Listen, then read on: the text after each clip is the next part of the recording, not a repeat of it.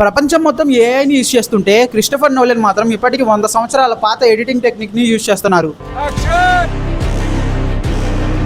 ముందుగా అతను the ఒడిసే entire మూవీని ఐమాక్స్ కెమెరాతో షూట్ చేశారు. ఇంకో షాక్ ఏంటంటే ఈ 3 గంటల సినిమా ఎడిటింగ్ కంప్యూటర్ సాఫ్ట్వేర్ లో ఎడిట్ చేయలేదు. ఎడిటర్ తన చేతులతో ప్రతి ఫిల్మ్ స్ట్రిప్ ని కట్ చేసి అరేంజ్ చేసి గ్లూతో పేస్ట్ చేశాడు. ఈ మూవీలో ఉన్న వేల కట్స్ అన్ని కూడా మాన్యువల్ గా చేశారు. అందుకే క్రిస్టోఫర్ నోలన్ ని 21st century greatest film maker అని అంటారు. ఎడిటింగ్ అయ్యాక కలర్ గ్రేడింగ్ కూడా డావిన్సీ రీసాల్వ్ లాంటి సాఫ్ట్వేర్ లో చేయలేదు. బదులుగా ఒరిజినల్ ఫిల్మ్ స్టాక్ నుంచి ఒక టెస్ట్ ప్రింట్ తీసుకొని కలర్ అనలైజర్ మీద కలర్ కరెక్షన్ చేశారు. ప్రైమరీ కలర్ ఫిల్టర్ మరియు సెకండరీ కలర్ ఫిల్టర్ తో పర్ఫెక్ట్ కలర్ ని ట్యూన్ చేశారు. తర్వాత ఆ రిక్వైర్డ్ కలర్ ఫిల్టర్ ని డై ట్రాన్స్ఫర్ మిషన్ ద్వారా ఒరిజినల్ ఫిల్మ్ ప్రింట్ కి అప్లై చేశారు. ఐమాక్స్ కెమెరా దాదాపు 18K రిజల్యూషన్ క్యాప్చర్ చేస్తుంది. ఒరిజినల్ నెగిటివ్ లో ఎనలాగ్ కలర్స్ ఉంటాయి. అంటే డిజిటల్ లాగా లిమిటెడ్ కాకుండా ఆల్మోస్ట్ ఇన్ఫినైట్ కలర్స్ ఉంటాయి. అందుకే క్రిస్టోఫర్ నోలన్ ఇప్పటికీ ఓల్డ్ స్కూల్ ఎడిటింగ్ మరియు ఫోటోకెమికల్ కలర్ ప్రాసెస్ ని ప్రిఫర్ చేస్తారు. టెక్నాలజీ ఎంత ముందుకు వెళ్ళినా కూడా అతను మాత్రం సినిమా క్వాలిటీ కోసం ట్రెడిషనల్ మెథడ్స్ ని నమ్ముతారు.